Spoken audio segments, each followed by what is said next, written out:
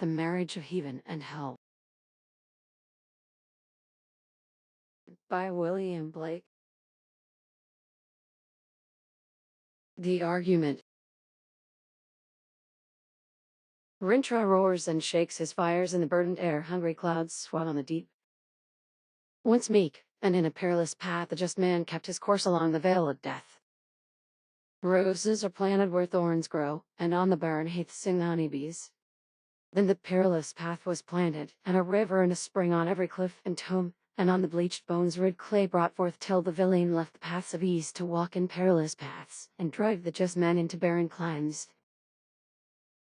Now the sneaking serpent walks in mild humility, and the just man rages in the wilds where lands roam.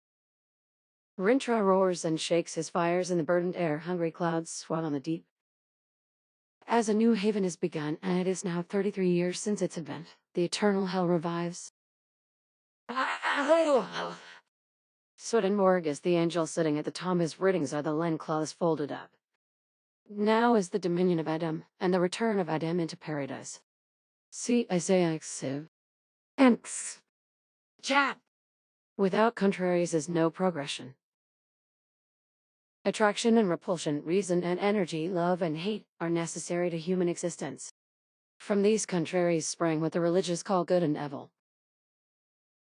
Good is the passive that obeys reason, evil is the active springing from energy. Good is heaven. Evil is hell. The voice of the devil. All Bibles or sacred codes have been the cause of the following errors. 1. That man has two real existing principles, viz., a body and a soul. 2. That energy called evil is alone from the body, and that reason called good is alone from the soul. 3. That God will torment man in eternity for following his energies. But the following contraries to these are true. 1. Man has no body distinct from his soul. For that called body is a portion of soul discerned by the five senses, the chief inlets of soul in this age. 2. Energy is the only life, and is from the body, and reason is the bound or outward circumference of energy. 3. Energy is eternal delight. Those who restrain desire do so because theirs is weak enough to be restrained, and the restrainer or reason usurps its place and governs the unwilling. And being restrained, it by degrees becomes passive till it is only the shadow of desire. The history of this is written in Paradise Lost, and the governor or reason is called Messiah. And the original archangel or possessor of the command of the heavenly host is called the devil, or Satan, and his children are called sin and death. But in the book of Job, Milton's Messiah is called Satan. For this history has been adopted by both parties. It indeed appeared to reason as if desire was cast out, but the devil's account is that the Messiah fell and formed a haven of what he stole from the abyss. This is shown in the Gospel, where he prays to the Father to send the Comforter or Desire that reason may have ideas to build on, the Jehovah of the Bible being no other than he who dwells in flaming fire. Know that after Trist's death, he became Jehovah. But in Milton, the Father is Destiny, the Son a ratio of the five senses, and the Holy Ghost vacuum. Note: the reason Milton wrote in fetters when he wrote of angels and God, and at liberty when of devils and hell, is because he was a true poet, and of the devil's party without knowing it. A memorable fancy. As I was walking among the fires of hell, delighted with the enjoyments of genius, which to angels look like torment and insanity, I collected some of their proverbs. Thinking that as the sayings used in a nation mark its character, so the proverbs of hell show the nature of infernal wisdom better than any description of buildings or garments. When I came home, on the abyss of the five senses, where a flat-sided steep frowns over the present world, I saw a mighty devil folded in black clouds hovering on the sides of the rock. With corroding fires he wrote the following sentence, now perceived by the minds of men, and read by them on earth. How do you know but every bird that cuts the airy way is an immense world of delight, close by your sense 5.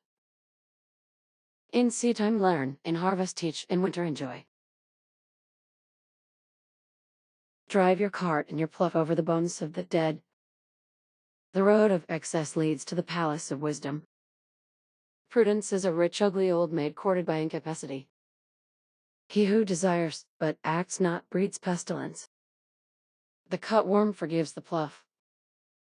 Dip him in a river who loves water.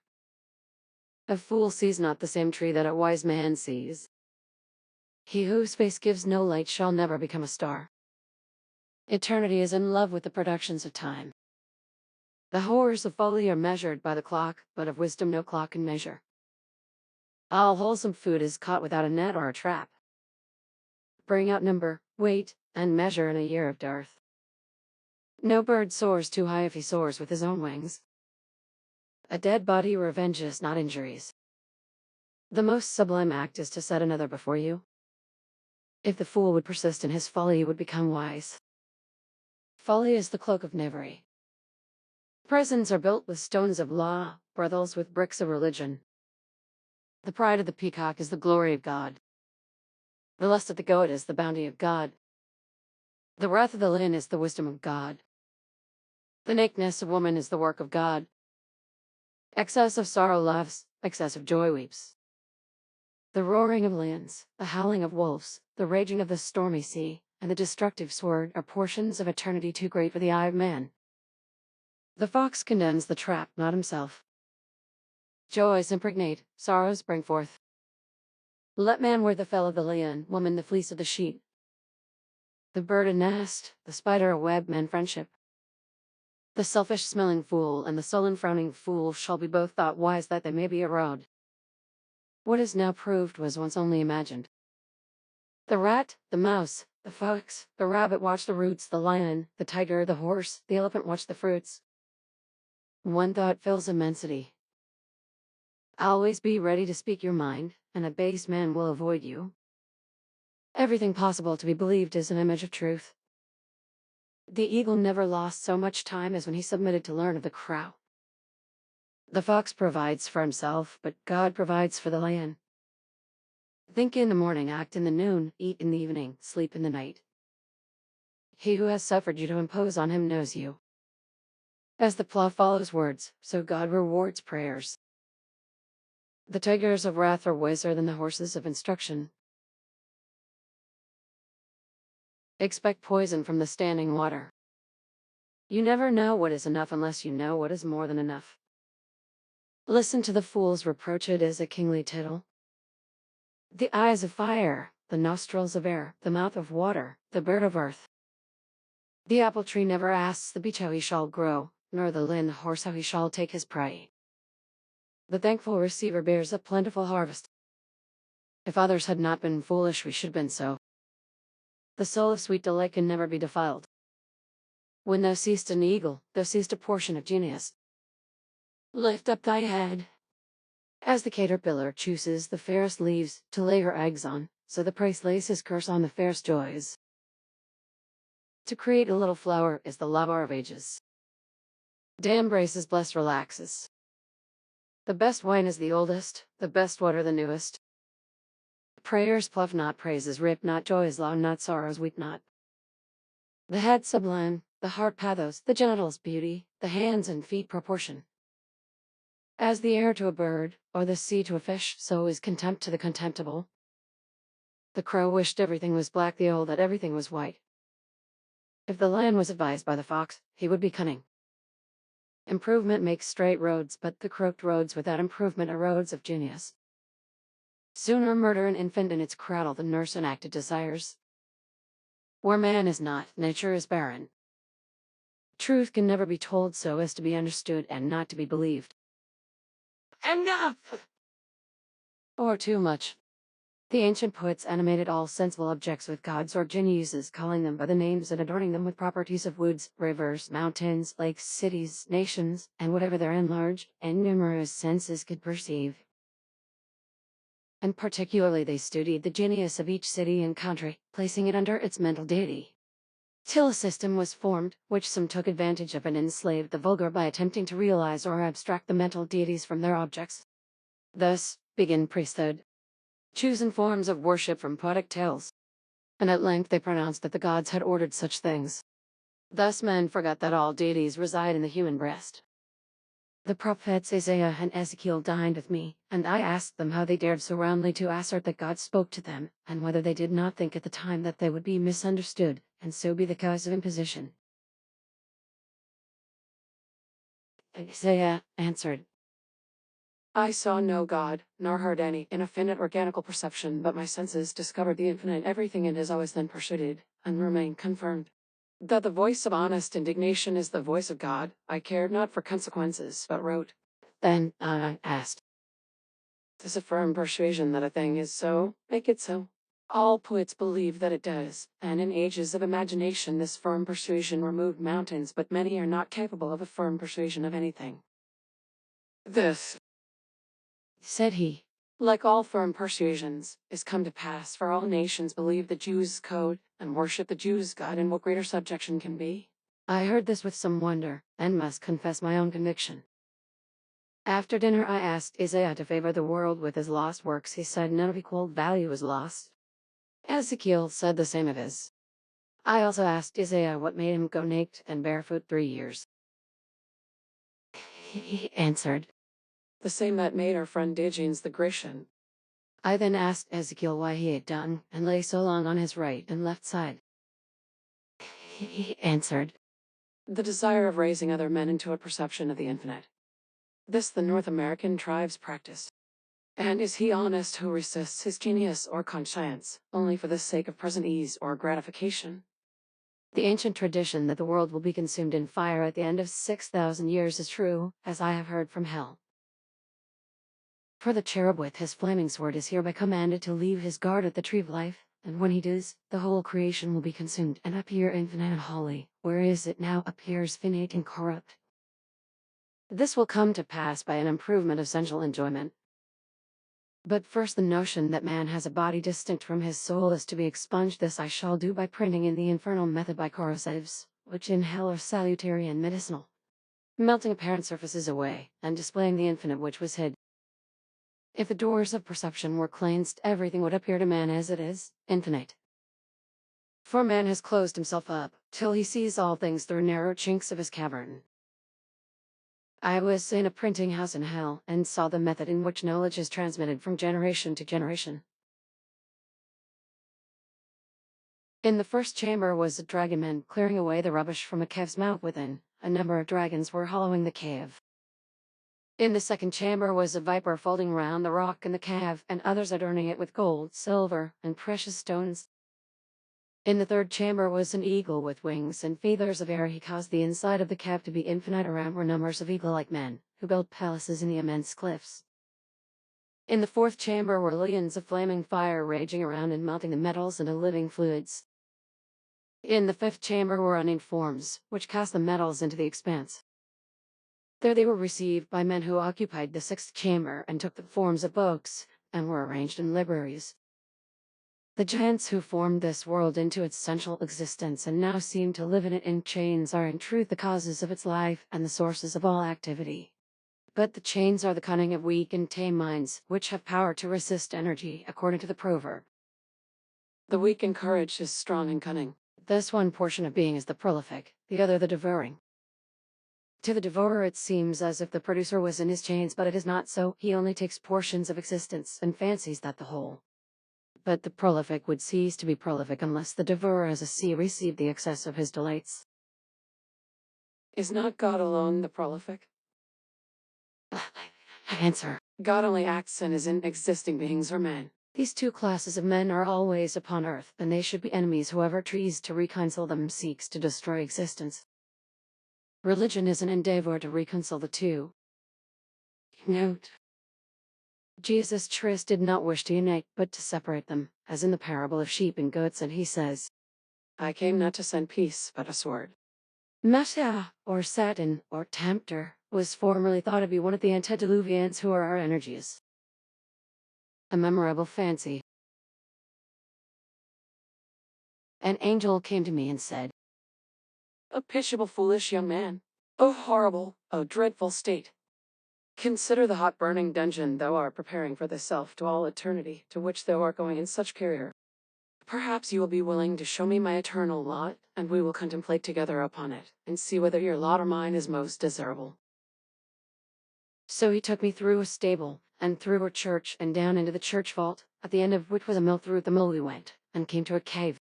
Down the winding cavern we groped our tedious way, till a void boundless as a nether sky appeared beneath us, and we held by the roots of trees, and hung over this immensity. But I said, If you please, we will commit ourselves to this void, and see whether Providence is here also. If you will not, I will. but he answered, Do not presume, a young man, but as we here remain, hold thy lot, which will soon appear when the darkness passes away. So I remained with him, sitting in the twisted root of an oak. He was suspended in a fungus, which hung with the head downward into the deep. By degrees we beheld the infinite abyss. Fiery as the smoke of a burning city beneath us. At an immense distance was the sun, black but shining. Round it were fiery tracks on which revolved vast spiders crawling after their prey, which flew, or rather swam, in the infinite deep, and the most terrific shapes of animals sprung from corruption. And the air was full of them, and seemed composed of them. These are devils, and are called powers of the air. I now asked my companion which was my eternal lot. He said, Between the black and white spiders. but now, from between the black and white spiders, a cloud and fire burst and rolled through the deep, blackening all beneath, so that the nether deep grew black as a sea, and rolled with a terrible noise. Beneath us was nothing now to be seen but a black tempest, till looking east between the clouds and the waves, we saw a cataract of blood mixed with fire. And not many stones' throw from us appeared and sunk again the scaly fold of a monstrous serpent. At last, to the east, distant about 3 degrees, appeared a fiery crest above the waves. Slowly it reared like a ridge of golden rocks, till we discovered 2 globes of crimson fire, from which the sea fled away in clouds of smoke, and now we saw was the head of Leviathan. His forehead was divided into streaks of green and purple, like those on a tiger's forehead. Soon we saw his mouth and red gills hang just above the raging foam, tinging the black deeps with beams of blood, advancing toward us with all the fury of a spiritual existence. My friend the angel climbed up from his station into the mill. I remained alone, and then this appearance was no more, but I found myself sitting on a pleasant bank beside a river by moonlight, hearing a harper who sung to the harp, and his theme was, The man who never alters his opinion is like standing water, and breeds reptiles of the mind. But I arose and sought for the mill, and there I found my angel, who, surprised, asked me how I escaped. All that we saw was owing to your metaphysics, for when you ran away, I found myself on a bank by moonlight, hearing a harper. But now we have seen my eternal lot. Shall I show you yours? He laughed at my proposal, but I by force suddenly caught him in my arms, and flew westerly through the night, till we were elevated above the earth's shadow. Then I flung myself with him directly into the body of the sun. Here I clothed myself in white, and taking in my hand Swedenborg's volumes, sunk from the glorious climb, and passed all the planets till we came to Saturn. Here I stayed to rest, and then leaped into the void between Saturn and the fixed stars. Said I, Is your lot in this space, if space it may be called? Soon we saw the stable and the church, and I took him to the altar and opened the Bible, and lo, it was a deep pit, into which I descended, driving the angel before me. Soon we saw 7 houses of brick. When we entered, in it were a number of monkeys, baboons, and all of its species, chained by the middle, grinning and snatching at one another, but withheld by the shortness of their chains. However, I saw that they sometimes grew numerous, and then the weak were caught by the strong, and with a grinning aspect, first coupled with and then devoured by plucking off first one limb and then another, till the body was left a helpless trunk. This, after grinning and kissing it with seeming fondness, they devoured too. And here and there I saw one severely picking the flesh off his own tail. As the stench terribly annoyed us both, we went into the mill, and I in my hand brought the skeleton of a body, which in the mill was Oristotle's Analytics. So the angel said, Thy fantasy has imposed upon me, and thou oughtest to be ashamed. We impose on one another, and it is lost time to converse with you whose works are only analytics. But when he has done this, let him not say that he knows better than his master, for he only holds a candle in sunshine. A memorable fancy. Once I saw a devil in a flame of fire, who arose before an angel that sat on a cloud, and the devil uttered these words, The worship of God is honoring his gifts and other men each according to his genius, and loving the greatest men best. Those who envy or calumniate great men hate God, for there is no other God. The angel, hearing this, became almost blue, but mastering himself he grew yellow, and at last white, pink and smelling, and then replied, Thou idolater, is not God one? And is not he visible in Jesus' tryst? And has not Jesus Christ given his sanction to the law of 10 commandments? And are not all other men fools, sinners, and nothings? Bray a fool in a mortar with weight, yet shall not his folly be beaten out of him. If Jesus Christ is the greatest man, you ought to love him in the greatest degree. Now hear how he has given his sanction to the law of 10 commandments. Did he not mock at the Sabbath, and so mock the Sabbath's God? Murder those who were murdered because of him? Turn away the law from the woman taken in adultery, steal the labor of others to support him? Bear false witness when he omitted making a defense before Pilate? Covet when he prayed for his disciples, and when he bid them shake off the dust of their feet against such refused to lodge them? I tell you, no virtue can exist without breaking these 10 commandments. Jesus was all virtue and acted from impulse, not from rules. When he had so spoken, I beheld the angel, who stretched out his arms embracing the flame of fire, and he was consumed, and arose as Elijah. Note: this angel, who has now become a devil, is my particular friend. We often read the Bible together in its infernal or diabolical sense, which the world shall have if they behave well. I have also the Bible of hell, which the world shall have whether they will or no. One law for the linen and ox's oppression. A song of liberty. 1. The eternal female groaned, it was heard over all the earth. 2. Albin's coast is sick silent, the American meadows faint. 3. Shadows of prophecy shiver along by the lakes and the rivers, and mutter across the ocean. France ran down like dungeon. 4. Golden Spain burst the barriers of old Rome. 5. Cast thy keys, O Rome, into the deep downfalling, even to eternity downfalling. 6. 7. In her trembling hands she took the newborn terror, howling. 8. On those infinite mountains of light now barred out by the Atlantic Sea, the newborn fire stood before the starry king. 9. Flagged with grey-browed snows and thunderous visages, the GLS wings waved over the deep. 10. The speary hand burned aloft, unbuckled was the shield, forth went the hand of jealousy among the flaming hair, and hurled the newborn wonder through the starry night. 11. The fire is falling. 12. Look up! Look up! A citizen of London, enlarge thy countenance. O Jew, leave counting gold, return to thy oil and wine. O African, black African, go wench thought wet in his forehead. 13. The fiery limbs, the flaming hair shot like the sinking sun into the western sea. 14. Wake from his eternal sleep, the hoary element roaring fled away. 15. Down rushed, beating his wings in vain, the jealous king, his grey-browed counselors, thunderous warriors, curled veterans among helms and shields and chariots, horses, elephants, banners, castles, slings, and rocks. 16. Falling, brushing, groaning, buried in the ruins, unearthed on his dens. 17. All night beneath the ruins, then their sullen flames, faded, emerge round the gloomy king. 18. With thunder and fire, leading his starry hosts through the waste wilderness, he promulgates his 10 commandments, glancing his beamy eyelids over the deep and dark dismay. 19. Where the son of fire in his eastern cloud, while the morning plumes her golden breast. 20. Spurning the clouds written with curses, stamps the stony lot of dust, losing the eternal horses from the dens of night, crying, Empire is no more. And now the lion and wolf shall cease. Let the priests of the raven of dawn, no longer in deadly black, with hoarse note curse the sons of joy.